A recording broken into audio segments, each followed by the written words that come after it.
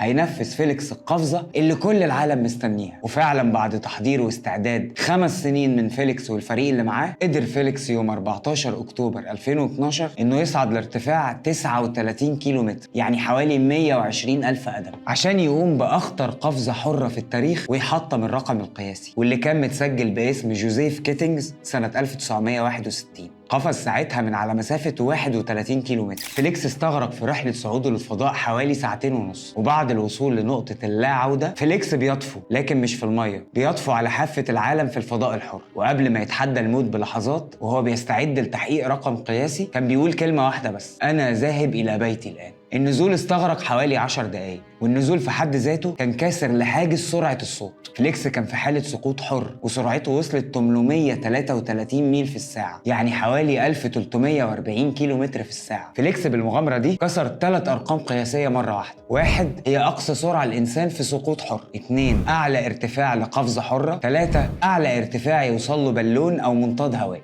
الإنجازات دي كلها بقى طالعة من قرار واحد من أخولي. ومن ضمن الإنجازات اللي اتحققت لليوم ده هو نسبة مشاهدات اليوتيوب للحدث ده. بدلة فيليكس كانت مجهزة بأكتر من 20 كاميرا مخصصة، ودي كانت متوزعة ما بين الكبسولة والبدلة بتاعت فيليكس عشان تنقل كل حاجة بتحصل لايف صوت وصورة على اليوتيوب على قناة ريد بول. والعدد وصل لأكتر من 8 مليون مشاهدة.